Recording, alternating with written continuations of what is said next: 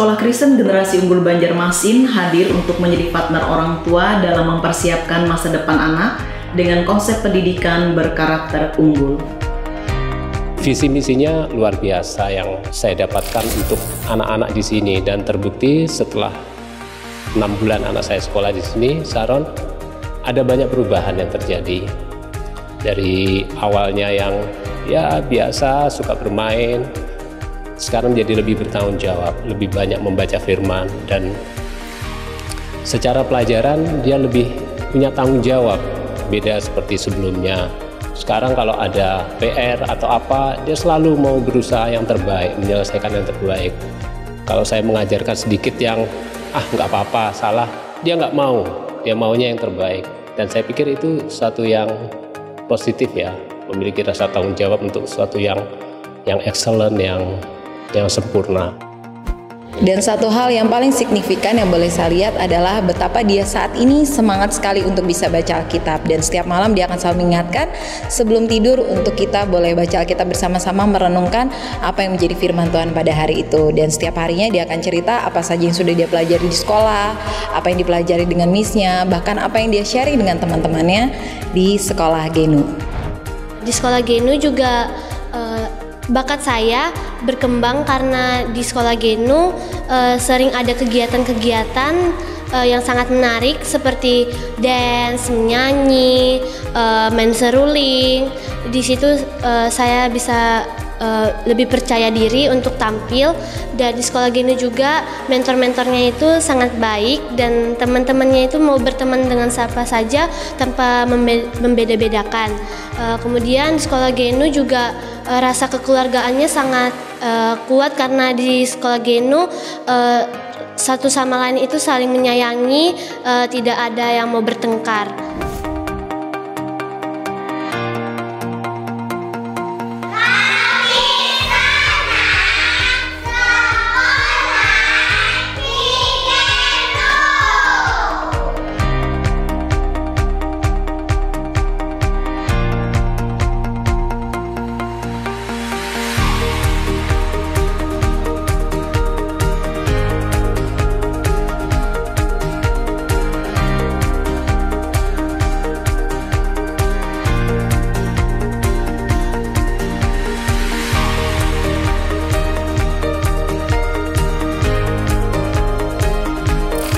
Pendaftaran dibuka untuk tingkat PGTK, SD, dan SMP. Segera daftarkan putra-putri Bapak dan Ibu, tempat terbatas.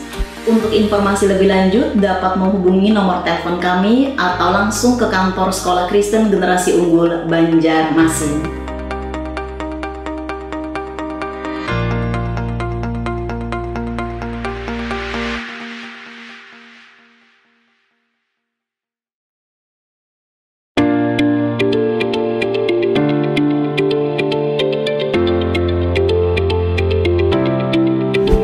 Shalom, kami Sekolah Kristen Generasi Unggul Banjarmasin membuka lowongan pekerjaan untuk guru dengan kualifikasi pendidikan sebagai berikut. S1 PAUD, S1 PGSD, S1 Pendidikan PKN, S1 Pendidikan Bahasa Indonesia, S1 Pendidikan IPA, S1 Pendidikan Olahraga, dan S1 Pendidikan Seni. Dengan persyaratan beragama Kristen atau Katolik, berpengalaman mengajar, menguasai bahasa Inggris minimal pasif, usia maksimal 35 tahun, dan mengasihi serta mencintai anak-anak. CV dan lamaran dapat dikirim ke sdtkgenubjm@gmail.com atau langsung diantar ke kantor sekolah Generasi Unggul Banjarmasin pada hari dan jam kerja. Untuk informasi lebih lanjut dapat menghubungi saya sendiri di nomor 0815 5892 1043. Tuhan Yesus memberkati.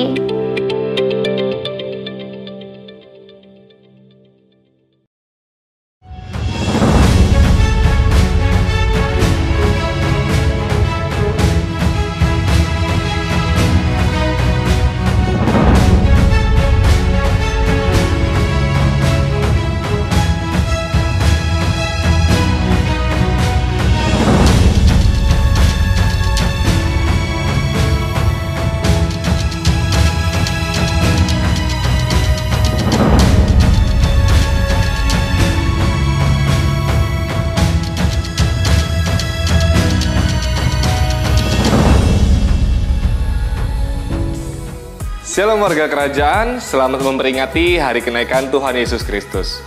Sebelum kita mulai ibadah online kita hari ini, ada beberapa informasi yang akan saya sampaikan bagi warga kerajaan sekalian. Yang pertama, ibadah online kita hari ini disertai dengan perjamuan kudus. Maka dari itu, saudara dapat mempersiapkan sarana perjamuan kudus secara mandiri dengan potongan roti tawar dan juga sirup atau minuman sejenisnya. Info kedua, untuk sarana persembahan, gereja sudah menyediakan QRIS yang dapat di-scan menggunakan OVO, GoPay, Dana, dan juga M-Banking BCA, atau dapat langsung transfer ke akun bank yang tertera di layar.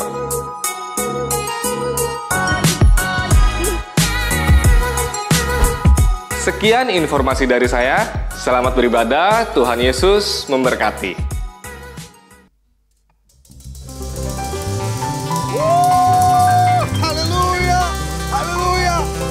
Dahsyat, haleluya, haleluya. Terpujilah nama Yesus Kristus Tuhan. Mazmur 37 ayat 4 mengatakan, dan bergembiralah karena Tuhan, maka Ia akan memberikan kepadamu apa yang diinginkan hatimu. Allah kita dahsyat, Dia luar biasa. Bersukacitalah sebab Yesus hidup, sebab Yesus ada bagi setiap kita, sebab maut tidak bisa menahan akan kekuatannya. Yesus kita dahsyat luar biasa. Yang percaya katakan amin. Yang percaya katakan amin. Mari bersama-sama kita berdoa bagi nama Tuhan. Kami bersyukur Tuhan pada hari ini. Kami bersukacita karena Tuhan kami hebat, Tuhan kami hidup, Tuhan kami luar biasa. Bagimulah segala kemuliaan, hormat, dan kejayaan Tuhan. Kami percaya Bapa, pada hari ini Tuhan, saat kami menyembah Tuhan, saat kami memuliakan nama-Mu, mujizat Allah terjadi bagi setiap kami. Ada kesembuhan, ada pemulihan, ada kuasa Allah dinyatakan bagi setiap kami. Iman kami yang mulai lemah dikuatkan kembali. Kami percaya Bapa, ada kuasa di dalam pujian, ada kuasa saat kami memuji-muji kebesaran Tuhan. Roh Kudus, jamah hati kami. Roh Kudus, mari penuhi hati kami. Bila hati kami senantiasa melekat hanya kepada Yesus Kristus Tuhan. Ini doa kami bagi Engkau Bapa, di dalam nama Kristus Yesus yang hidup. Bersama-sama kita katakan, amin. Haleluya. Makasih Tuhan. Engkau luar biasa bagi kami Tuhan. Engkau tiada tandingnya Bapa. Haleluya. Makasih Tuhan. Mari sama-sama katakan pelukis cakrawala. Pelukis cakrawala, merangkai jagat raya, pencipta alam semesta, pemilik kehidupan yang sanggup menyelamatkan, dialah jalan kebenaran. Mari sama-sama serukan, kami rindukan kuasa lawatan-Mu, kebangkitan pasti terjadi. Oh, oh, oh, datanglah dan bertata, kuat dan berkuasa, hati bersatu menaikkan pujian, belenggu dipatahkan, mujizat dinyatakan. Yuk sama-sama serukan, great is our God. Nama di atas segala nama, Yesus kami yang perkasa. Haleluya. Mari sama-sama katakan, pelukis cakrawala. Haleluya. Pelukis cakrawala, merangkai jagat raya, pencipta alam semesta. Serukan pemilik kehidupan, pemilik kehidupan yang sanggup menyelamatkan, jalan-jalan kebenaran. Oh Yesus, Yesus Tuhan, kami rindukan kuasa lawatan-Mu,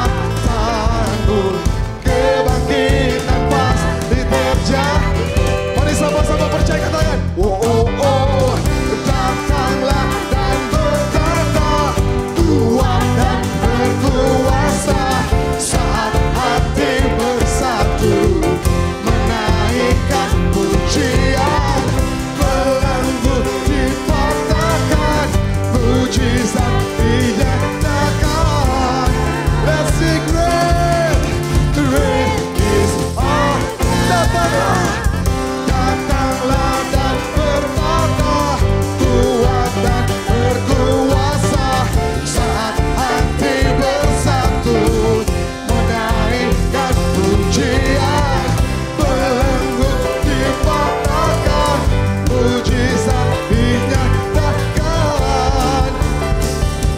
Sama-sama. Great is our God. Terima kasih Tuhan. Engkau Allah kami yang besar. Engkau Tuhan kami yang dahsyat. Kemuliaan bagi Yesus. Haleluya. Ya Tuhan di tempat maha tinggi, Engkau Raja diagungkan dan dipuji. Datanglah kerajaan, jadilah kehendak-Mu. Seluruh bumi penuh kemuliaan Yesus Tuhan. Oh, kemuliaan bagimu di tempat maha tinggi. Kau Raja diagungkan dan dipuji. Haleluya. Datanglah kerajaan, jadilah Tuhan, jadilah kehendak. Seluruh bumi penuh kemuliaan-Mu.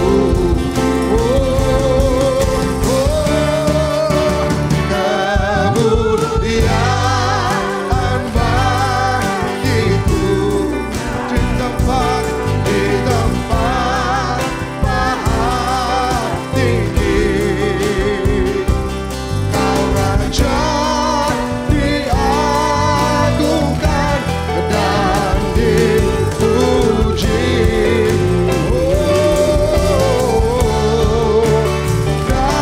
Datanglah kerajaan, jadilah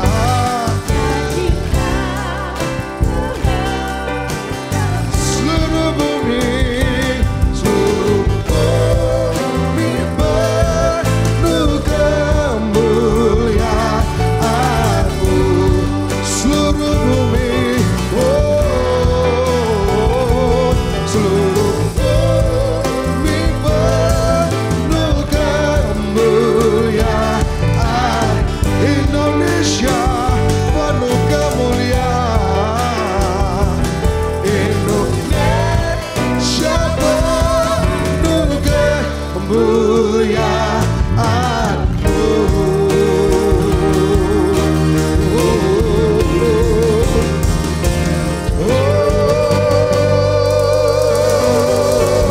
Ini doa kami Tuhan, ini seru kami Tuhan. Bagimu segala pujian, Lord. Bagimu segala kuasa.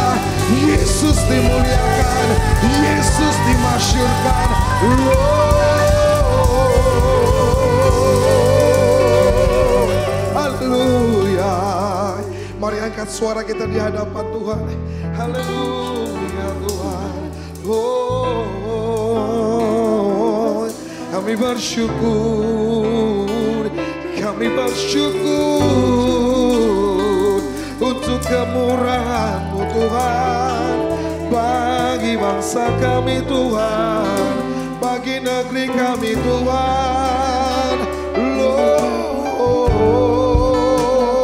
ini doa kami Tuhan. Pulihkan bangsa kami, lawatlah bangsa kami, sembuhkan negeri kami Tuhan. Lord, kami merendahkan diri di hadapan-Mu Tuhan. Kami merendahkan diri di hadapan-Mu Tuhan. Ampuni bangsa kami, ampuni negeri kami Tuhan. Belas kasihan-Mu Bapa, kemurahan-Mu Tuhan. Haleluya.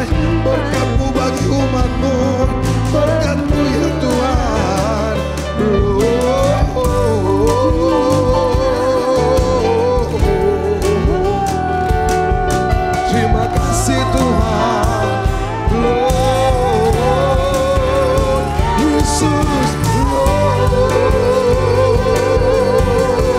Mari buka hati bagi Tuhan, Jamamu, kuasamu, lawatanmu, Lord. Haleluya.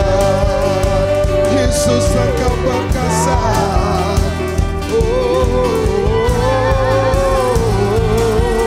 Yesus, haleluya.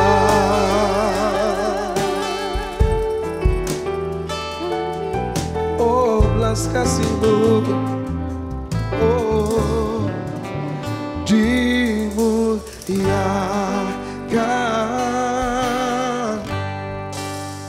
ditinggikan,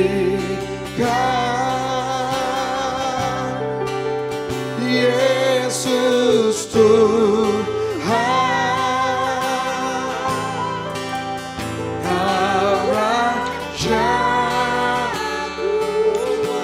Jesus, yang bertata, serukan yang berkuasa, Yesus Tuhan, Kau Raja.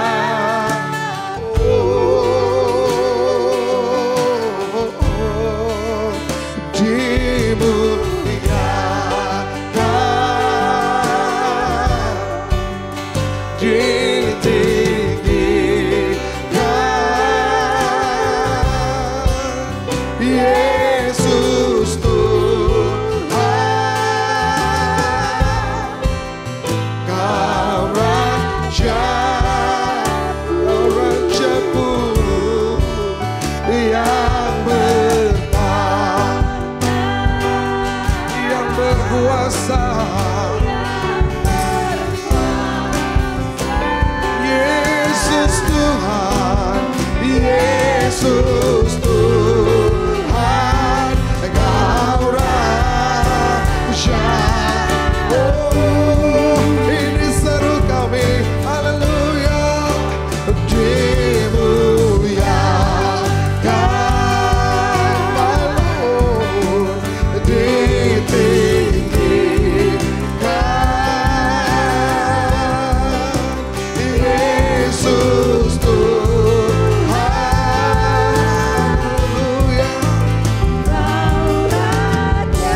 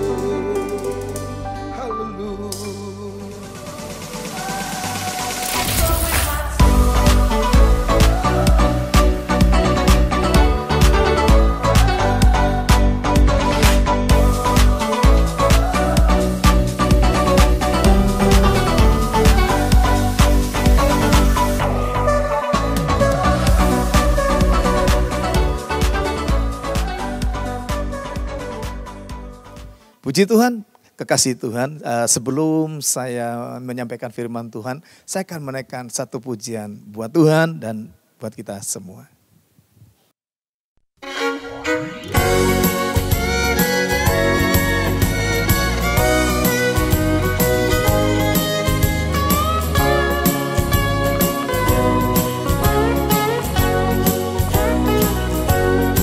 Bila ku renungkan kasih Tuhan yang telah menyelamatkan diriku, walau salib berat ditanggungnya, apa balasanku padanya? Seperti Kristus mengasihi daku, ku mau mengasihinya selalu, membawa terang Injil keselamatan sampai Tuhan datang kembali. Oh, bukan pada harta yang fana, sukacita itu bertumpu, tapi sungguh takkan percuma bila melayani Tuhanku.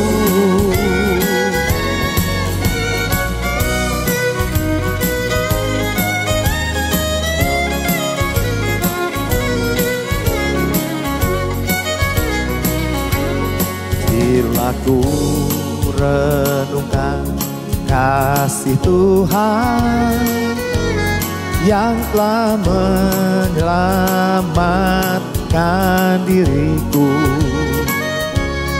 walau salib berat ditanggungnya, apa balasanku padanya? Seperti Kristus mengasihi daku, ku mau mengasihinya selalu, membawa terang Injil keselamatan sampai Tuhan datang kembali. Oh, bukan pada harta yang fana, sukacita itu bertumpu, tapi sungguh takkan percuma bila melayani Tuhanku.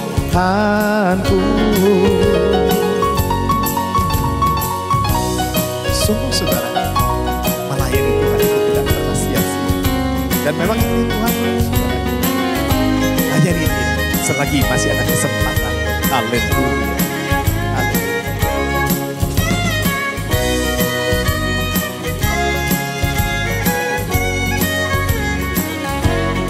Oh, bukan pada harta yang fana, sukacita itu bertumpu, tapi sungguh takkan percuma bila melayani Tuhanku, tapi sungguh takkan percuma bila melayani Tuhanku, bila melayani Tuhanku.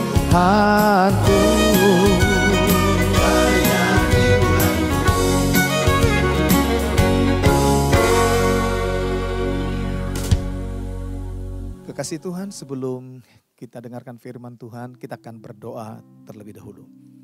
Bapa di sorga, di dalam nama Tuhan Yesus Kristus, kami bersyukur untuk kebaikan-Mu, bersyukur untuk kemurahan-Mu.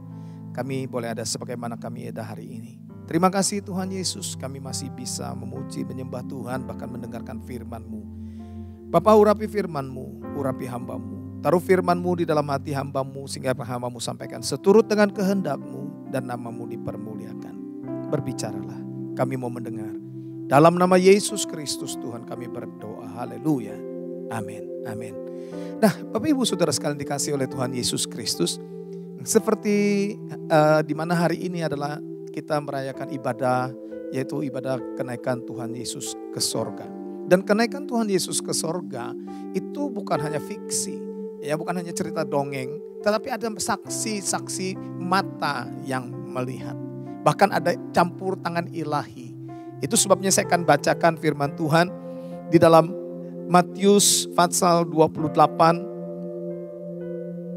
Sebelum saya bacakan ayat ini, sebelum Tuhan Yesus naik ke sorga, dia ada sampaikan sesuatu. Atau dengan kata lain dia meninggalkan pesan. Dan pesannya ini adalah serius. Karena biasanya orang yang mengadakan atau perjumpaan untuk yang terakhir kalinya, kalau itu merupakan pesan, itu merupakan pesan yang sangat penting. Nah di dalam kekristenan itu dikenal sebagai amanat agung. Ya, jadi tema hari ini boleh saya sampaikan atau saya beri tema atau judul dalam khotbah pada hari ini adalah menyelesaikan amanat agung. Jadi sebelum Tuhan Yesus naik ke sorga, ini amanat agungnya. Injil Matius 28 ayat 18 sampai dengan ayat 20. Yesus mendekati mereka dan berkata, "Kepadaku telah diberikan segala kuasa di sorga dan di bumi. Karena itu pergilah, jadikanlah semua bangsa muridku, dan baptislah mereka dalam nama Bapa dan Anak dan Roh Kudus. Dan ajarlah mereka melakukan segala sesuatu yang telah kuperintahkan kepadamu. Dan ketahuilah aku menyertai kamu senantiasa sampai kepada akhir zaman." Itu adalah amanat agungnya. Nah, saya akan bacakan lagi di dalam Injil Markus yang juga isinya hampir sama, tapi ada beberapa penjelasan-penjelasan yang lebih detail lagi. Injil Markus pasal 16 ayat 15 sampai dengan ayat yang ke-20. Lalu ia berkata kepada mereka, "Pergilah ke seluruh dunia, beritakanlah Injil kepada segala makhluk. Siapa yang percaya dan dibaptis akan diselamatkan, tetapi siapa yang tidak percaya akan dihukum. Tanda-tanda ini akan menyertai orang-orang percaya. Mereka akan mengusir setan-setan demi namaku. Mereka akan berbicara dalam bahasa-bahasa yang baru bagi mereka. Mereka akan memegang ular dan sekalipun mereka minum racun maut, mereka tidak akan mendapat celaka. Mereka akan meletakkan tangannya atas orang sakit dan orang itu akan sembuh." Sesudah Tuhan Yesus berbicara demikian kepada mereka, terangkatlah ia ke sorga, lalu duduk di sebelah kanan Allah. Ayat 20, mereka pun pergilah memberitakan Injil ke segala penjuru. Dan Tuhan turut bekerja dan meneguhkan firman itu dengan tanda-tanda yang menyertainya. Saudara yang dikasihi oleh Tuhan Yesus, di sini lebih jelas lagi. Nah, saya tertarik kadang-kadang ada orang yang memanfaatkan atau orang-orang yang sepertinya mau mencobai Tuhan. Ya, ayat yang ke-18 di sini berkata, mereka akan memegang ular dan sekalipun mereka minum racun maut, mereka tidak akan mendapat celaka. Saudara yang dikasihi Tuhan, ini kalau Tuhan tidak suruh, kita jangan nekat. Atau kalau memang kita tidak tahu, nah ada racun terminum, nah itu yang ada jaminan ini. Tapi kalau ada orang yang mau bunuh diri, minum racun maut, ya mati saudaraku. Berarti kita mencobai Tuhan. Dan jangan mencobai Tuhan. Ya, jangan mencobai Tuhan. Ini maksudnya adalah ada perlindungan Tuhan. Ada perlindungan Tuhan bagi orang-orang yang percaya. Itu sebabnya jangan sampai Anda berpikir, kalau gitu saya coba minum racun, ya mati saudaraku. Ya betul, itu berarti mencobai Tuhan. Satu lagi saudaraku, di dalam Kisah Para Rasul pasal yang pertama. Kisah Para Rasul pasal pertama ayat 9 sampai dengan ayat yang ke-11. Sesudah ia mengatakan demikian, terangkatlah ia disaksikan, perhatikan, terangkatlah ia disaksikan oleh mereka dan awan menutupnya dari pandangan mereka. Ketika mereka sedang menatap ke langit, waktu ia naik itu, tiba-tiba berdirilah dua orang yang berpakaian putih dekat mereka dan berkata kepada mereka, "Hai orang-orang Galilea, mengapakah kamu berdiri melihat ke langit? Yesus ini yang terangkat ke sorga meninggalkan kamu akan datang kembali dengan cara yang sama seperti kamu melihat dia naik ke sorga." Bapak Ibu Saudara sekalian dikasih Tuhan, jelas sekali kenaikan Tuhan Yesus ke sorga tidak pakai roket, tidak pakai pesawat, enggak. Pada waktu sesudah dia menyampaikan pesan atau amanat agungnya, dia terangkat. Dia terangkat dan pasangan mata beberapa orang yang ada pada waktu itu menyaksikan Yesus terangkat ke sorga. Dan ada campur tangan ilahi, berarti ini ada satu peristiwa yang sangat-sangat luar biasa.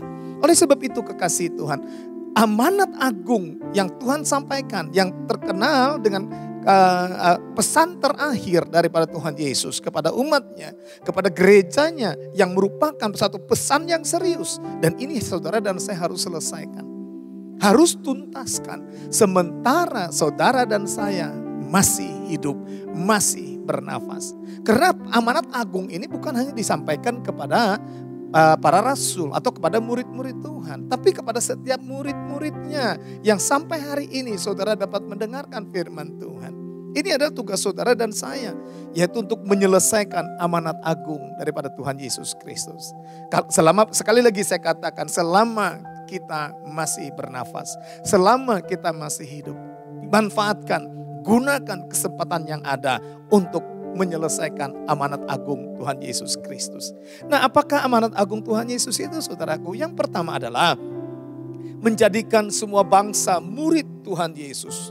Matius 28 ayat yang ke-19. Matius 28 ayat yang ke-19.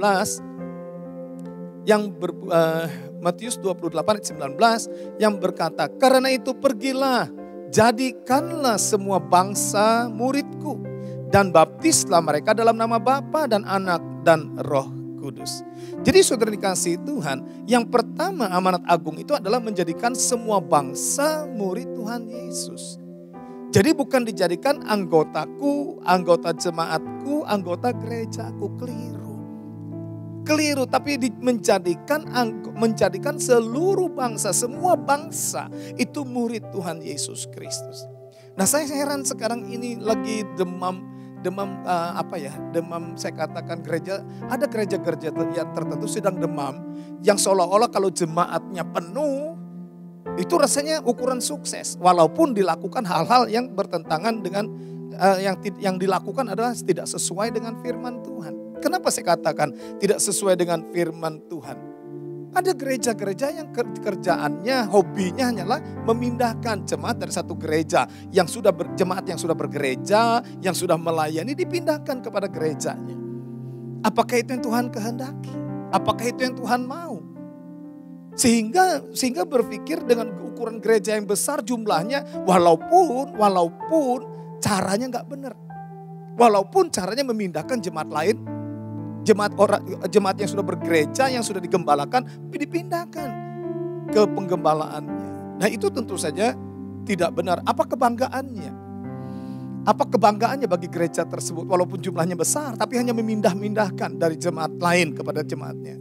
Saya sering berbicara kepada saudara, kepada jemaat Tuhan yang saya gembalakan. Saya tidak bangga kalau saudara membawa orang-orang yang sudah bergereja, membawa orang-orang yang sudah digembalakan, pindah ke tempat kita. Saya tidak bangga. Saya akan bangga kalau saudara membawa orang-orang yang belum pernah dengar nama Yesus, yang belum bertobat dan belum diselamatkan, bawa kepada Tuhan Yesus, saya bangga. Ya, tapi kalau hanya comot sana comot sini, wah itu saudaraku bukanlah satu kebanggaan bagi kita. Walaupun jumlahnya semakin banyak di jemaat yang digembalakan. Tapi kalau hanya mencomot sana comot sini, itu bahkan saya pikir menyiksa orang. Satu kali saya dengar berita, sedih saudara. Ya kenapa? Ada satu gereja yang jemaatnya memang sudah tidak banyak. Tapi ada gereja baru, kemudian diambil tuh jemaat yang sudah tidak banyak itu diambil, dan dia sedih. Lalu sekarang sampai dia berkata, saya ini sekarang menggembalakan siapa? Coba lihat saudara. Apakah untuk memenangkan dunia ini hanya cukup satu sinode aja? Apakah untuk memenangkan dunia ini hanya cukup satu gereja Anda saja? Oleh sebab itu saudara yang dikasihi oleh Tuhan, kita juga harus pikirkan ini. Jangan egois. Ya kadang-kadang sedih juga saudara yang dikasihi Tuhan. Kadang-kadang di satu gedung itu bisa ada 2 gereja. Coba saudara. Ya kadang-kadang saya pernah dengar yang ada orang jemaat yang salah pencet lift. Begitu salah pencet ke nomor yang ke lantai yang salah. Wah diakennya berkata, mari sini sama aja, sama. Saya berpikir apa bedanya dengan orang karyawan yang bekerja di mal-mal, yang bekerja di misalnya di Kelapa Gading. Mari silakan mampir dan sebagainya. Memalukan. Benarkah kita memberitakan Injil? Benarkah kita menyelesaikan amanat agung? Di dalam satu wadah, di dalam satu tempat, di dalam satu gedung, ada beberapa gereja. Dan ini sungguh-sungguh memalukan. Saya pikir Tuhan tidak suruh, Tuhan tidak menyuruh seperti itu. Tuhan katakan beritakan Injil sampai ke ujung bumi. Kalau di satu tempat sudah ada gereja dan itu sudah Injili, sudah kebenaran yang diberitakan, kenapa harus ada lagi merek gereja lain? Bahkan yang lebih parah. Kadang-kadang masih ada tuh orang-orang dari gereja lain yang datang ke tempat gereja lainnya dan bertanya kepada para pelayan Tuhan, kamu di sini dikasih berapa? Ayo ikut aku, tak kasih nanti lebih banyak. Dengar kekasih Tuhan, untuk pelayanan terutama di bidang profetik saya kasih tahu, itu bukan sembarangan. Daud pada waktu dia mau menyelenggarakan ibadah, pada waktu dia mau melaksanakan ibadah, itu hanya bani-bani tertentu yang dipakai. Bani Asaf, Heman, Yedutun, bukan sembarang bani. Untuk apa? Untuk bernubuat, untuk menyampaikan pesan Tuhan. Saudara yang dikasihi oleh Tuhan, celaka kalau mimbar dipakai untuk hal-hal yang seperti ini. Bukan lagi, sudah tidak ada lagi suara kenabian. Tidak ada lagi pesan daripada Tuhan. Yang ada hanyalah untuk yang rame-rame saja. Yang dicari pelayan-pelayan Tuhan dicomot di sana sini. Dipindahkan ke gerejanya. Ya, ke tempat gereja-gereja yang baru. Apakah itu yang Tuhan kehendaki? Nah, oleh sebab itu kekasih Tuhan, yang Tuhan mau adalah beritakan Injil sampai ke seluruh muka bumi untuk menjadikan murid Tuhan Yesus. Murid Tuhan Yesus. Bukan muridku, bukan kelompokku, bukan anggotaku. Saya tahu kadang-kadang ada aja orang yang tidak suka dengan gaya kepemimpinan atau dengan gaya penggembalaan saya tidak pusing. Mungkin dia lebih enjoy di tempat lain, silahkan. Yang penting Anda mati masuk surga, sudah itu aja. Karena jiwa-jiwa Tuhan punya kok. Dan saya mau kasih tahu tidak ada gereja yang sempurna selama ada di dunia ini. Semua gereja pasti ada cacat celahnya. Hanya Anda tunggu waktu saja. Tunggu waktu saja. Anda tidak cocok di sini pindah ke sana sama tuh. Tunggu waktu, Anda pun akan pindah lagi ke tempat lain. Ada gereja baru pindah lagi ke tempat lain. Nah, itu sebabnya saya mau sampaikan di sini, jangan sampai Anda tertipu dengan cara-cara yang tidak benar. Jangan sampai Anda dimanfaatkan. Ya, jangan sampai Anda dimanfaatkan. Biasanya kalau ada orang yang mengambil jemaat-jemaat yang sudah digembalakan, itu yang diambil bukan orang-orang yang miskin. Saya harus buka kartu nih. Saya harus ngomong terbuka nih. Yang diambil justru orang-orang yang mampu, orang-orang yang kaya untuk mensupport gerejanya. Apa kebanggaan gereja yang seperti itu? Apakah memang orang yang seperti sudah ditentukan dipilih sebagai gembala? Saya tidak pernah bermimpi untuk jadi pendeta, apapun jadi gembala. Tidak pernah bermimpi. Saya bahkan pengen jadi pengusaha yang sukses, yang berhasil. Itu adalah keinginan saya. Karena saya dari latar belakang ekonomi yang yang dari latar belakang miskin juga. Saya pikir pengen jadi pengusaha yang sukses. Sehingga saudara yang dikasihi Tuhan, pada waktu saya mendapatkan surat tugas tahun 90 di bulan Maret, saya berpikir hanya surat tugas untuk koordinatornya biasa. Kemudian sampai 5 Agustus tahun 90, gereja diresmikan, mulai ibadah perdana. Ya, sesudah kita urus surat menyurat ke Bimas Kristen dan sebagainya. Kemudian terus berjalan, saya menantikan siapa yang akan menggembalakan di tempat kita selama 2 tahun. Selama 2 tahun. Saya menanti siapa yang akan menggembalakan. Sampai satu kali ada peneguhan yang saya tidak harapkan. Tahun 91, bulan September. Sesudah saya pelayanan dari Makassar. Saya turun di Surabaya. Dan saya diminta melayani satu persekutuan doa. Di persekutuan doa itu saya datangnya juga agak terlambat. Saya tidak sempat berbicara dengan gembala setempat. Singkat cerita, saya duduk dari urutan kursi dari depan itu kelima. Ke belakang. Nah, pada waktu sampaikan firman Tuhan, saya diminta untuk menyampaikan firman Tuhan. Ya sudah, saya sampaikan aja. Sesudah sampaikan, kemudian singkat cerita saya kembalikan kepada gembala setempat. Dan saya duduk kembali di belakang, di kursi di urutan yang kelima dari depan. Saya duduk. Kemudian gembalanya mengadakan altar call dengan jemaat yang perlu didoakan. Saudara yang dikasihi Tuhan, sebelum jemaat itu selesai didoakan, gembalanya datang dari depan ke tempat saya, ke depan saya, dan kemudian langsung tumpang tangan. Saya tidak pernah berbicara. Dia berkata begini, doamu aku sudah tahu, aku mengerti. Pergumulanmu aku juga mengerti. Dan aku akan memakai engkau sepenuhnya dalam waktu yang sesingkat-singkatnya. Itu bulan September tahun 91. Tahun 90, tanggal 5 Agustus gereja kita berdiri. 1 tahun lebih, hampir 2 tahun. Nah, pulang dari Surabaya saya bercerita sama istri saya. Saya bilang saya dapat peneguhan pelayanan ini. Istri saya sebenarnya tidak mendukung untuk saya jadi pendeta. Tidak mendukung. Ya, untuk jadi gembala apalagi, karena gembala itu tempatnya sampah, saudaraku. Ya, fitnahan. Pokoknya yang tidak baik itu tempatnya adalah di gembala. Yang enak-enaknya, yang nyaman-nyamannya, berkat-berkatnya itu biasanya di jemaat. Ya. Nah, saya katakan sama istri saya, ini ada peneguhan dari Surabaya yang saya dapatkan. Bagaimana? Apa kita masih bertahan untuk tidak melayani?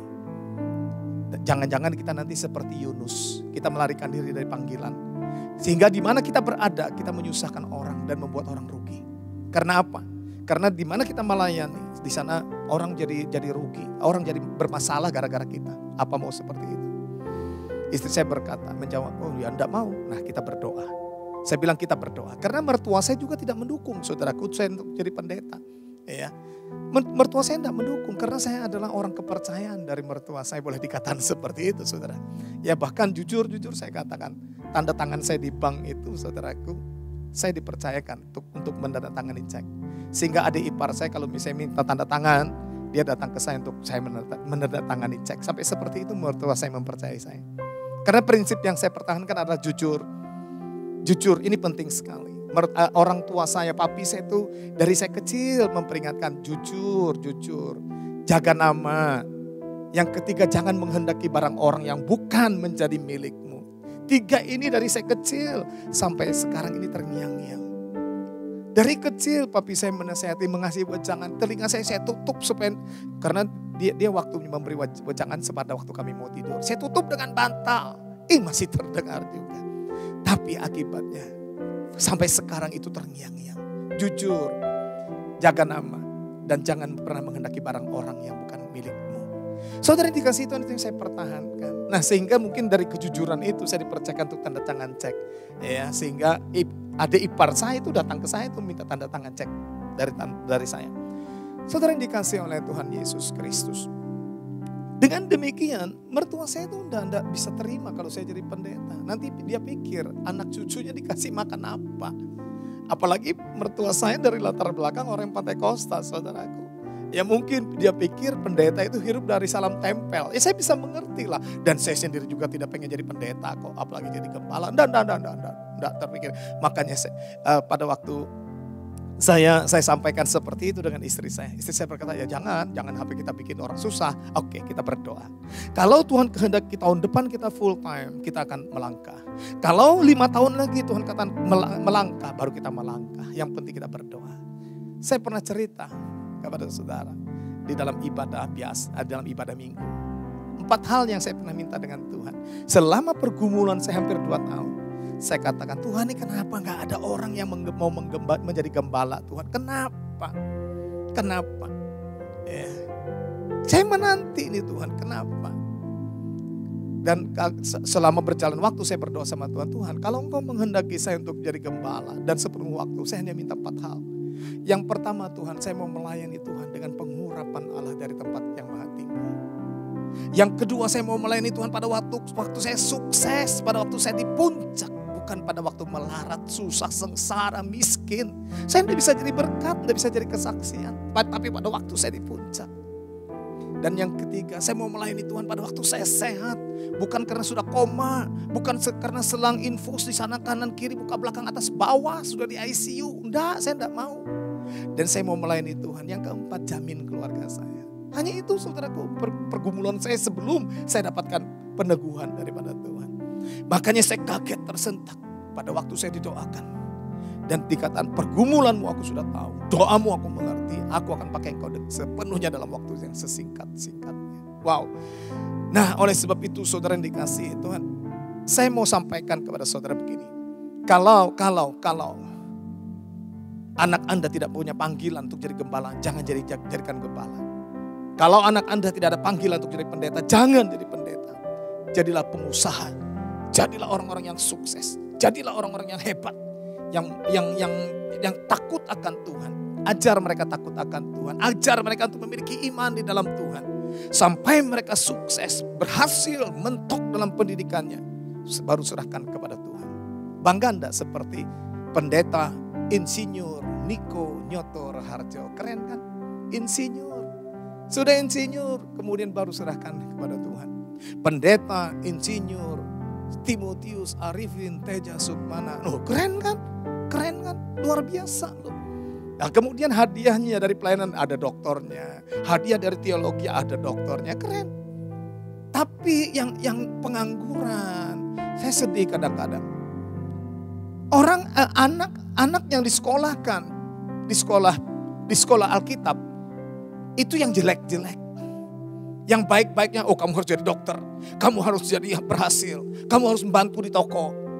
Yang jelek-jeleknya mantan narkoba. Susah diatur, susah dinasehati. Sampah masyarakat disuruh sekolah Alkitab. Makanya hasilnya enggak karu-karuan.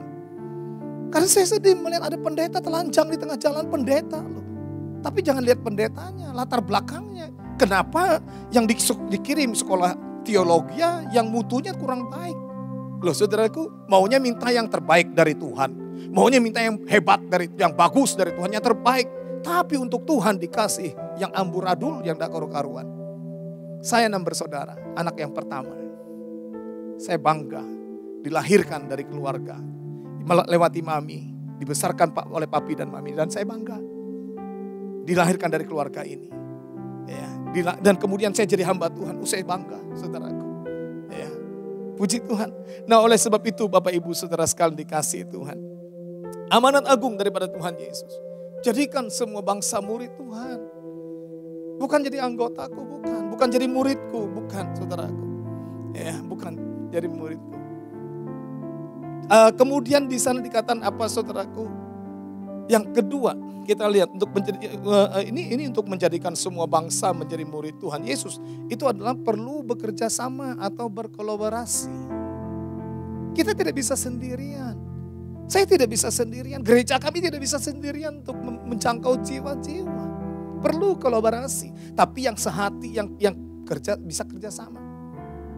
Saudara yang dikasihi Tuhan. Banyak orang di depan kita itu sahabat baik. tetapi dari belakang menusuk. Makanya kita harus hati-hati memilih teman untuk kolaborasi, untuk bisa bekerja sama. Makanya ada istilah begini, pelihara anjing itu lebih setia daripada pelihara manusia. Ya, itu ada istilah seperti itu. Kadang-kadang kalau saya lihat media sosial, anjing-anjing bisa dididik, dikasih makan, bisa dirawat baik-baik, keren amat. Tapi siapa yang membunuh pemimpin? Bukan rudal. Orang yang dipercaya menusuk dari belakang. Nah, oleh sebab itu saudara yang dikasihi Tuhan, yang kedua adalah kita harus bisa bisa bekerja sama atau berkolaborasi. Injil Markus pasal 2 ayat yang pertama sampai dengan ayat yang ke-12. Injil Markus pasalnya yang kedua. Ayat yang pertama sampai dengan ayat yang ke-12. Kemudian sesudah lewat beberapa hari, waktu Yesus datang lagi ke Kapernaum, tersiarlah kabar bahwa ia ada di rumah. Maka datanglah orang-orang berkerumun sehingga tidak ada lagi tempat, bahkan di muka pintu pun tidak. Sementara ia memberitakan firman kepada mereka. Ada orang-orang datang membawa kepadanya seorang lumpuh, digotong oleh 4 orang. Tetapi mereka tidak dapat membawanya kepadanya karena orang banyak itu. Lalu mereka membuka atap yang di atasnya. Sesudah terbuka mereka menurunkan tilam. Tempat orang lumpuh itu berbaring. Ketika Yesus melihat iman mereka, berkatalah ia kepada orang lumpuh itu, "Hai anakku, dosamu sudah diampuni." Tetapi di situ ada banyak duduk beberapa ahli Taurat. Mereka berpikir dalam hatinya, "Mengapa orang ini berkata begitu? Ia menghujat Allah. Siapa yang dapat mengampuni dosa selain daripada Allah sendiri?" Tetapi Yesus segera mengetahui dalam hatinya bahwa mereka berpikir demikian. Lalu ia berkata kepada mereka, "Mengapa kamu berpikir begitu dalam hatimu? Manakah lebih mudah mengatakan kepada orang lumpuh ini, dosamu sudah diampuni, atau mengatakan bangunlah, angkatlah tilammu dan berjalan? Tetapi supaya kamu tahu bahwa di dunia ini anak manusia berkuasa mengampuni dosa, berkatalah ia kepada orang lumpuh itu, kepadamu kukatakan, bangunlah, angkatlah tempat tidurmu dan pulanglah ke rumahmu." Dan orang itu pun bangun segera. Segera mengangkat tempat tidurnya dan pergi keluar di hadapan orang-orang itu. Sehingga mereka semua takjub lalu memuliakan Allah. Katanya, yang begini belum pernah kita lihat. Haleluya. Saudara yang dikasihi oleh Tuhan Yesus Kristus, perlu ada kerjasama yang baik. Saudara dapat bayangkan kalau 4 orang ini, karena dikatakan di sini adalah orang lumpuh ini diangkat oleh 4 orang. Ya, tadi dikatakan ayatnya yang ketiga. Ayat yang ketiga. Ada orang-orang datang membawa kepadanya seorang lumpuh, digotong oleh 4 orang. Bukan 3, 4 orang. Dan 4 orang ini saudaraku tentu ujung kanan kiri muka belakang. Dan itu harus sama-sama. Kalau yang satu aja menonjol, yang satu di depan misalnya atau di belakang mengangkat, memikul, sedangkan yang 3 orang tidak memikul, maka orang lumpuh itu akan jadi korban, akan terguling. Atau sebaliknya, di antara 3 ini 2 yang menonjol, sedangkan 2 yang memikul, 2 yang tidak, maka orang lumpuh pun akan jatuh.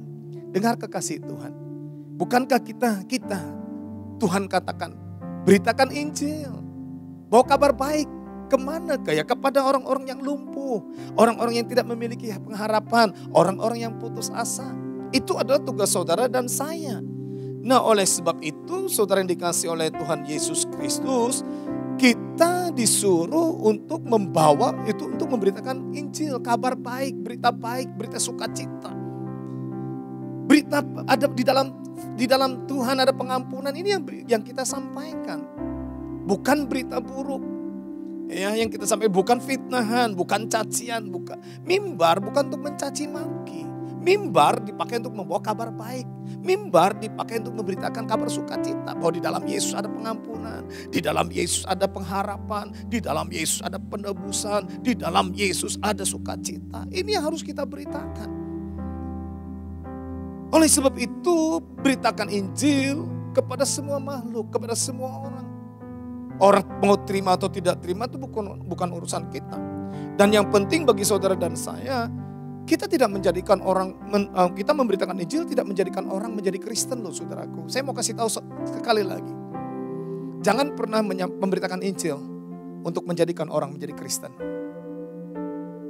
Nanti mereka pada waktu ke gereja mereka akan kecewa karena lihat kehidupan orang Kristen yang tidak karu-karuan. Mereka lihat kehidupan orang Kristen yang amburadul, mereka kecewa.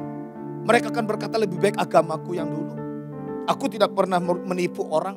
Aku tidak pernah memfitnah orang. Aku tidak pernah begini, begitu dan sebagainya. Saya mau kasih tahu. Banyak orang Kristen yang hidupnya tidak karu-karuan.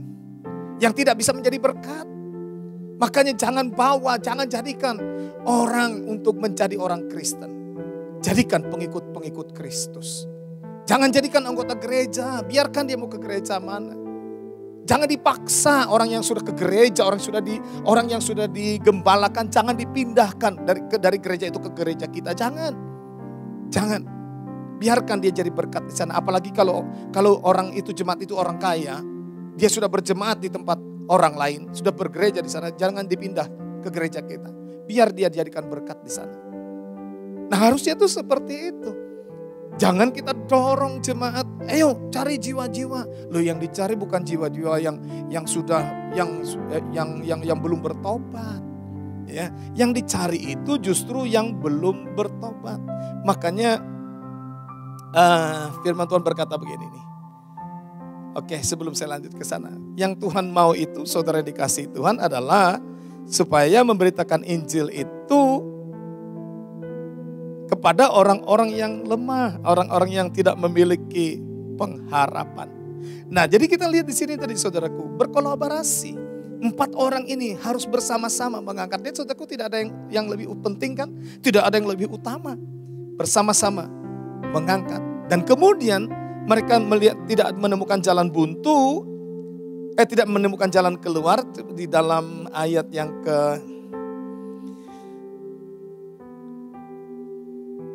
ayatnya yang ke-4. Tetapi mereka tidak dapat membawanya kepadanya karena orang banyak itu. Lalu mereka membuka atap yang di atasnya. Sesudah terbuka, mereka menurunkan tilam tempat orang lumpuh itu terbaring. Saudara, pada waktu orang lumpuh ini dibawa naik ke atas, saudara dapat bayangkan. Kalau tidak ada keseimbangan, kalau yang membawa ke atas ini saudaraku tidak bersama-sama sepakat, kemudian balance. Wah, saudaraku, dari tempat yang tinggi orang lumpuh ini bisa jatuh. Saudara, tugas saudara dan saya adalah membawa orang-orang buta. Membawa orang-orang lumpuh, bukan secara fisik. Buta, mata rohani yang tidak melihat kebenaran. Lumpuh, artinya tidak bisa bergerak, tidak bisa berjalan, tidak memiliki langkah kepastian. Itu tugas saudara dan saya untuk kita bawa seperti 4 orang ini loh saudaraku. Mereka bawa orang lumpuh itu dan kemudian ada penghalang. Bersama-sama 4 orang ini membuang penghalang itu. Membuka tutup yang membuka dak bangunan itu supaya dibuang. Supaya orang lumpuh ini bisa diturunkan. Menurunkannya pun bersama-sama. Dan orang lumpuh ini diturunkan di mana? Tepat di depan Yesus. Bukan di depan merek gerejaku. Bukan. Di depan Yesus. Sehingga kalau orang lumpuh ini ketemu Yesus. Dan kemudian terjadi mujizat. Maka pada waktu dia ke gereja. Sekalipun dia ketemu bajingan di gereja. Sekalipun dia ketemu mantan pelacur. Sekalipun dia ketemu orang-orang yang pernah menipunya. Dia tidak akan tinggalkan ibadah. Dia tidak akan tinggalkan Yesus. Tapi kalau Anda membawa orang. Memberitakan Injil supaya jadi Kristen. Dia akan kecewa. Dia akan sakit hati. Dia akan berkata, ternyata di gereja banyak penipu. Ternyata di gereja banyak bajingan. Ternyata di gereja banyak pelacur. Ternyata di gereja banyak penjahat. Dia akan kecewa dan akan murtad. Dia akan murtad, saudaraku. Beritakan Injil dengan berkolaborasi bersama-sama. Tidak ada gereja yang nomor satu. Tidak ada hamba Tuhan yang nomor satu. Setiap hamba Tuhan siapapun juga pasti mati. Tidak ada yang hebat. Satu-satu yang hebat adalah Yesus Kristus Tuhan. Kesana kita harus fokus. Masing-masing kita dipercayakan Tuhan masing-masing talenta. Lakukan apa yang seperti Tuhan mau. Tidak perlu yang kita lebih menonjol daripada yang lain. Nah, yang ketiga, saudaraku. Yang ketiga kita lihat Matius pasal 9 ayat 35 sampai dengan ayat 38. Yaitu minta pekerja untuk menuai tuaian yang belum dituai.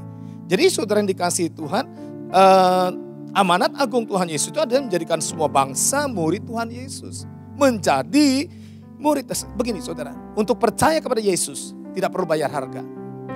Tapi untuk menjadi murid Yesus harus bayar harga. Harganya apa? Ketaatan. Harus. Tanpa ketaatan, dengar, tanpa ketaatan tidak ada sorga. Pasti. Nah, yang kedua, untuk menjadikan semua bangsa menjadi murid Tuhan Yesus, itu perlu bekerja sama atau berkolaborasi. Jangan pernah kita berpikir kita adalah yang terbaik. Nah, kita tidak sempurna, kita belum terbaik, tapi kita ingin berbuat yang terbaik supaya nama Tuhan dipermuliakan. Dan yang ketiga, yang terakhir, minta pekerja untuk menuai tuaian yang belum dituai. Kan firman Tuhan katakan juga seperti itu. Injil Matius pasal 9 ayat 35 dan 30 sampai 38. Demikianlah Yesus berkeliling ke semua kota dan desa.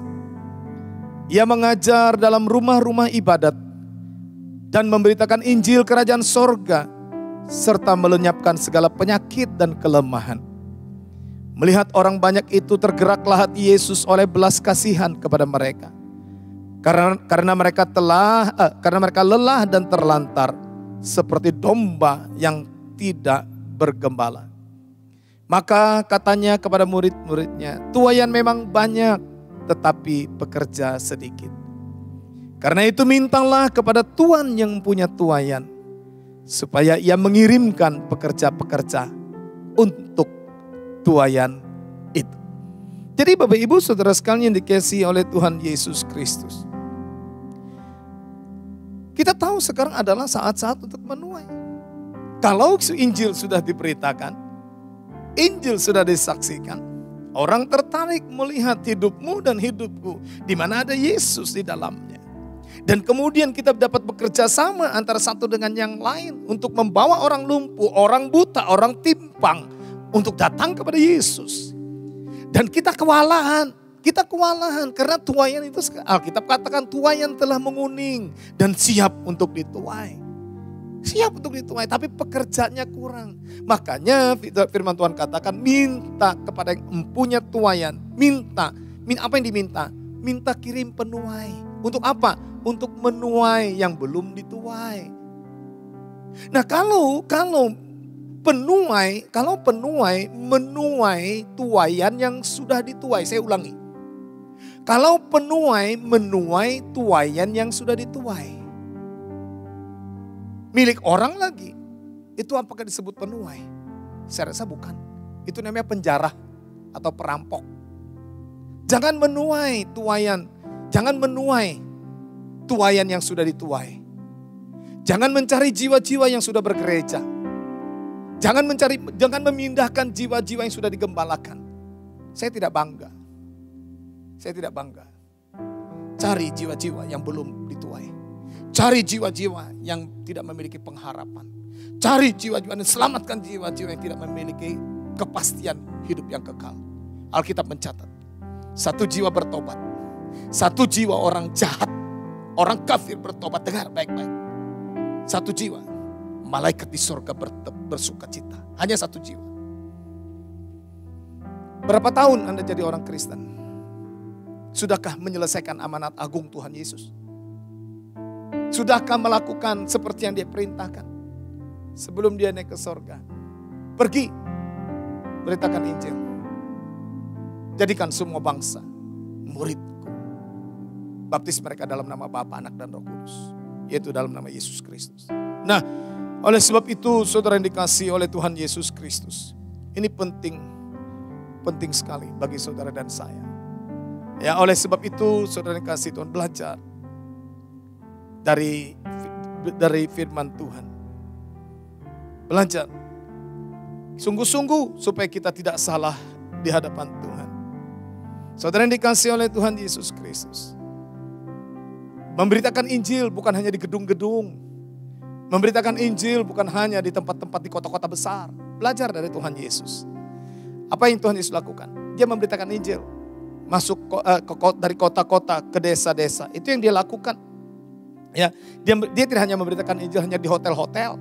Dia tidak hanya memberitakan Injil hanya di tempat-tempat yang nyaman. Saya bersyukur kepada Tuhan. Ya, kita pernah ke daerah yang namanya Hayaping. Kita pernah pelayanan ke daerah yang namanya Kalahien. Kita pernah ke pelayanan ke daerah yang namanya Gamus. Kita pernah pelayanan ke daerah yang namanya di dekat Murung Pudak itu saya lupa. Bahkan kita juga sampai ke Kuala Kurun. Jalan-jalan yang tidak enak. Tetapi itu yang Tuhan mau. Memberitakan Injil bukan hanya di gedung. Ya, tetapi di tempat-tempat yang bagi daging ini berontak. Jadi saudara yang dikasihi oleh Tuhan Yesus Kristus. Jangan sampai kita justru menjadi sandungan untuk orang datang kepada Tuhan. Mungkin kita berkata, aku tidak bisa khotbah, tapi lewat kesaksian hidup, engkau bisa untuk membawa orang datang kepada Yesus.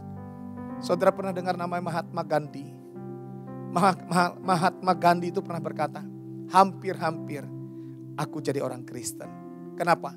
Karena dia membaca Alkitab, pengajaran Tuhan Yesus di bukit tentang berbahagialah, berbahagialah, berbahagialah. Kenapa dia kemudian mundur dan tidak jadi Kristen? Karena ulah orang Kristen. Ulah orang Kristen yang membuatnya tidak jadi orang Kristen. Saudara yang dikasihi Tuhan, satu jiwa hilang. Dan satu jiwa itu berharga. Pada satu jiwa orang gila, 2000 ekor babi nilainya. Apa yang Anda sudah korbankan untuk membalas kasih Tuhan yang sudah menyelamatkan hidupmu? Yesus korbankan nyawanya untuk menyelamatkanmu dan menyelamatkanku. Begitu berharganya, begitu bernilainya nyawa kita ini. Tapi untuk pekerjaan Tuhan, kita masih hitung-hitungan. Oleh sebab itu, Bapak Ibu, Saudara sekalian dikasihi oleh Tuhan.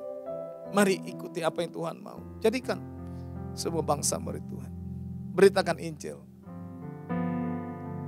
Jadikan semua bangsa murid Tuhan. Nah, oleh sebab itu, saudara yang dikasihi oleh Tuhan Yesus Kristus. Di mana Tuhan Yesus mengajar. Ini satu contoh yang bagus, saudara. Saya akan bacakan. Injil Yohanes pasal yang pertama. Yohanes pasal yang pertama. Ayat 35 sampai 37. Pada keesokan harinya Yohanes berdiri di situ pula dengan 2 orang muridnya. Dan ketika ia melihat Yesus lewat, ia berkata, lihatlah anak domba Allah.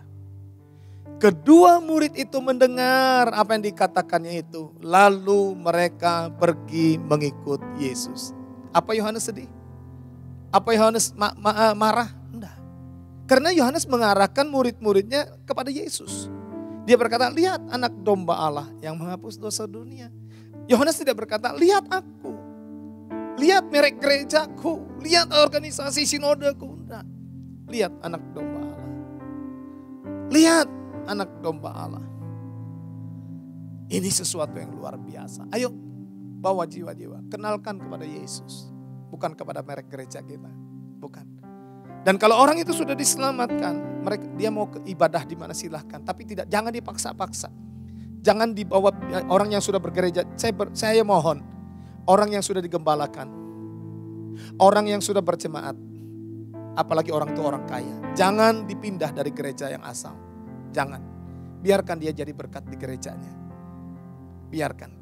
Ya, biarkan supaya gereja yang menggembalakan orang itu juga sehat, juga bisa bertumbuh. Karena walaupun bagaimana saudara yang dikasihi Tuhan, gereja perlu biaya. Tuhan Yesus tidak perlu uangmu dan uangku, Tuhan tidak perlu. Tapi pekerjaan Tuhan perlu dana kita, perlu uang kita. Untuk memberitakan Injil itu perlu dana. Untuk pelayanan online seperti ini perlu dana. Kita beli lighting, kita beli perangkat teknologi lainnya. Supaya kalau tidak ada duit, dari mana kita bisa seperti ini, saudara? Dan ini saya bukan pengusaha untuk bisa menyediakan segala-galanya ini. Semua adalah karena korban, saudara. Oleh sebab itu biarkan mereka beribadah di tempat di mana Tuhan sudah taruh mereka di sana. Kita tidak perlu tarik-tarik mereka. Demikian juga sebaliknya. Kalau saudara sudah merasa diberkati di gereja ini, siapapun yang menarik saudara, katakan sorry. Saya sudah berjemaat di tempat ini. Saya sudah bergereja di tempat ini. Satu kali saudaraku, ada seorang diaken kita berkata begini. Pak, kita buka cabang di tempat itu, Pak. Disebutkan namanya. Kenapa saya bilang? Saya jengkel sekali. Saya dipaksa-paksa untuk ke gerejanya. Saya bilang saya ini sudah diaken di gereja ini. Di GBI Rock sudah jadi diaken. Terus dipaksa-paksa. Sampai saya jengkel. Dia bilang begitu. Saya rasa saudara yang dikasihi Tuhan, itu memang tidak perlu. Ya, jangan mencari jiwa-jiwa yang sudah bergereja dan yang sudah berjemaat. Cari yang belum berjemaat. Masih banyak di luar sana. Saudara yang dikasihi oleh Tuhan Yesus Kristus. Yang penting sekali adalah kalau orang itu sudah berjemaat dan jadi berkat, jangan diutak-atik. Tadi saya katakan, setiap gereja pasti memerlukan dana untuk operasional, untuk pekerjaan Tuhan, untuk pelayanan. Dari mana uang-uang itu? Tentu saja dari persembahan saudara. Tentu saja dari persepuluhan saudara. Ya, walaupun kadang-kadang ada gembala yang berkata bahwa persepuluhan itu milik gembala. Saya katakan bukan. Ya, persepuluhan itu miliknya Tuhan. Bukan milik gembala. Bukan milik penginjil. Bukan milik guru. Miliknya Tuhan. Makanya Tuhan katakan bahwa persepuluhan itu ke dalam rumah perbendaharaanku. Bukan. Persepuluhan itu bukan dibawa kepada rumahku. Ya, bukan. Tapi ke rumah perbendaharaan. Ada bendahara yang mengatur. Ya, ada bendahara yang mengatur. Ada bendahara yang mengatur supaya di rumahku. Apa rumah Tuhan? Nabi, rasul, penginjil, gembala, guru, orang-orang miskin. Itu rumah Tuhan. Mereka dapat makanan. Tapi persepuluhan itu bukan milik gembala. Persepuluhan itu bukan milik pendeta. Persepuluhan itu bukan milik penginjil. Tapi milik Tuhan. Nah, saya tutup dengan satu cerita. Satu kali ada teman saya, orang kaya, jemaat kita di Banjarmasin. Dia pindah ke satu kota. Beberapa tahun kemudian dia telepon saya. Dia katakan, dia mau kasih persepuluhan ke tempat kita. Dia seorang pengusaha. Saya pikir kalau persepuluhannya banyak sekali. Apa kemudian saya langsung terima? Saya bilang enggak, jangan, saya bilang. Loh kenapa? Dia bilang, saya tidak sejahtera dengan pendeta di sana katanya. Dengan pendeta yang saya sekarang ikuti. Saya bilang kalau Anda tidak sejahtera di sana, pindah ke gereja lain. Dan kemudian persepuluhan Anda di mana Anda dibesarkan, di mana Anda dirawat, di mana Anda digembalakan, kasihkan ke sana. Dia kaget, saudaraku. Loh kenapa bisa nggak bisa? Saya bilang enggak, saya enggak mau menerima yang salah. Ya siapa yang tidak pengen duit? Tapi kejujuran, jalurnya yang benar, itu harus diluruskan. Supaya kita tidak salah di hadapan Tuhan. Uang bisa habis, uang cari-carian. Tapi kalau kita salah di hadapan Tuhan, kita tidak akan diberkati Tuhan. Pekerjaan Tuhan tidak akan pernah diperkenan Tuhan. Capek, saudaraku. Nah, oleh sebab itu sekali lagi saya katakan, cari jiwa-jiwa, beritakan Injil keselamatan. Bawa kabar baik. Di dalam Yesus ada pengampunan. Di dalam Yesus ada penebusan. Di dalam Yesus ada pertobatan. Di dalam Yesus ada kesembuhan dan sebagainya. Dan kemudian bawa yang lumpuh, bawa yang buta, lumpuh rohani, buta rohani bawa datang kepada Tuhan. Bawa di hadapan Tuhan, yang lumpuh bawa di depan Tuhan, bawa kepada Tuhan. Sesudah dia sehat, sesudah dia tidak lagi lumpuh, sesudah matanya terbuka, biarkan dia mencari tempat ibadah di mana dia bisa bersuka cita, di mana dia damai sejahtera. Dan kita tidak perlu memindah-mindahkan orang yang sudah punya tempat untuk beribadah. Apalagi orang itu adalah orang kaya. Biarkan dia beribadah di tempat di mana dia sudah Tuhan taruh. untuk menjadi berkat di sana. Jangan sampai kita mencontoh orang-orang yang tidak baik. Jangan sampai kita mencontoh orang-orang yang memindahkan, yang suka memindahkan. Pelayan-pelayan Tuhan mau dipindahkan, jemaat-jemaat Tuhan mau dipindahkan ke gerejanya. Pengusaha-pengusaha mau dipindahkan ke gerejanya. Kita tidak seperti itu. Kita tidak seperti itu. Tuhan pasti tidak suka dengan perbuatan seperti itu. Yang Tuhan mau adalah penuai yang menuai tuaian yang belum dituai. Bukan menuai tuaian yang sudah dituai. Itu namanya penjara atau perampok. Tuhan Yesus kiranya memberkati setiap kita. Amin. Siapkan hati kita untuk bersekutu dengan tubuh dan darah Tuhan Yesus Kristus. Kita akan naikkan satu pujian sebelumnya. Peganglah tanganku Roh Kudus setiap hari. Ku tak dapat jalan sendiri tanpa Roh-Mu. Bawalah diriku kepada segala kebenaran, agar ku tidak tersesat mengikuti jalan-Mu. Peganglah tanganku Roh Kudus.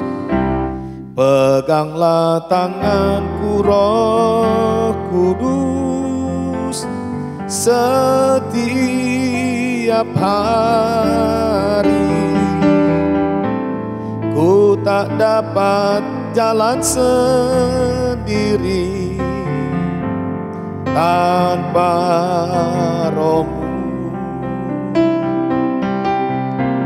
Bawalah diriku kepada segala kebenaran,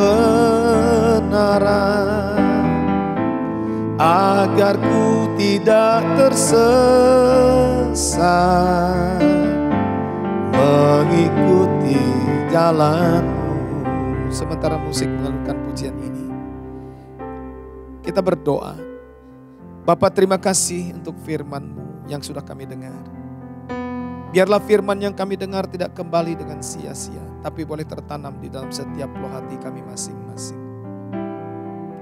Saat ini kami mau bersekutu dengan tubuh dan darah-Mu. Layakkan Tuhan setiap kami. Sehingga pada waktu kami bersekutu dengan tubuh dan darah-Mu, bukan kutuk yang kami terima, tapi berkat dan janji-janji ilahi. Ampuni kelemahan kami ya Tuhan. Ampuni kekurangan kami. Ampuni pelanggaran kami ya Tuhan. Terima kasih Tuhan Yesus. Terpujilah nama-Mu kekal selama-lamanya sampai selama-lamanya. Berkati roti dan anggur yang ada di depan kami ini. Tumpangkan tangan-Mu atasnya, sehingga melewati berkat perjamuan kudus ini, yang lemah dikuatkan, yang putus asa diberikan pengharapan yang baru, dan yang sakit oleh bilur-bilur Tuhan Yesus sudah disembuhkan.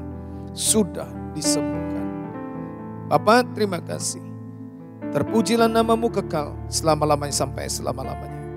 Dalam nama Yesus Kristus Tuhan, kami berdoa dan mengucap syukur. Haleluya. Amin. Mari saudaraku, angkat roti yang sudah diberkati oleh Tuhan. Angkat dengan tangan kanan kita lebih tinggi dari kepala kita. Roti yang melambangkan tubuh Kristus. Tubuh yang tercabik-cabik. Tubuh yang terpecah-pecah karena cambukan, siksaan, penderitaan yang dialaminya. Bukan karena pemberontakannya, bukan karena dosa dan pelanggarannya, tapi karena dosa dan pelanggaran saudara dan saya lah yang ditanggungnya. Bahkan dia taat kepada Bapa di surga, sehingga dia rela mati tergantung di atas kayu salib, supaya melalui kematiannya saudara dan saya boleh memperoleh hidup yang kekal bersama-sama dengan dia di dalam kerajaannya.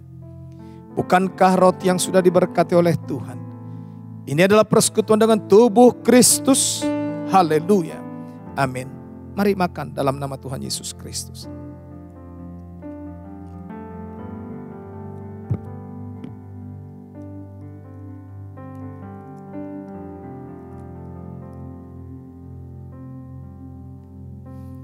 Mari angkat cawan pengucapan syukur. Yang atasnya kita mengucap syukur. Firman Tuhan berkata, semua manusia telah berdosa dan telah kehilangan kemuliaan Allah. Upah dosa adalah maut, tapi karunia Allah adalah hidup yang kekal. Firman Tuhan berkata, marilah kita berperkara. Sekalipun dosamu merah seperti kermisi, akan menjadi putih seperti salju. Sekalipun berwarna merah seperti kain kesumba, akan menjadi putih seperti bulu domba. Tidak ada bahan pencuci di dunia ini yang dapat menyucikan dosamu dan dosaku, kecuali darah Yesus Kristus Tuhan. Bukankah cawan pengucapan syukur yang atasnya kita ucapkan syukur? Ini adalah persekutuan dengan darah Kristus. Haleluya. Amin. Minum dalam nama Tuhan Yesus Kristus. Haleluya. Kudus, kudus Tuhan, kudus namamu.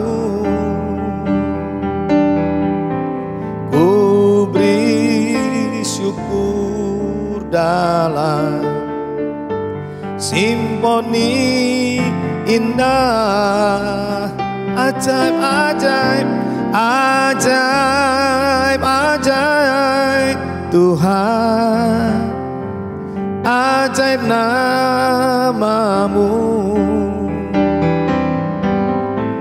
Nama yang beri menang, Yesus Tuhanku. Peganglah tanganku Roh Kudus, peganglah tanganku Roh Kudus, setiap hari.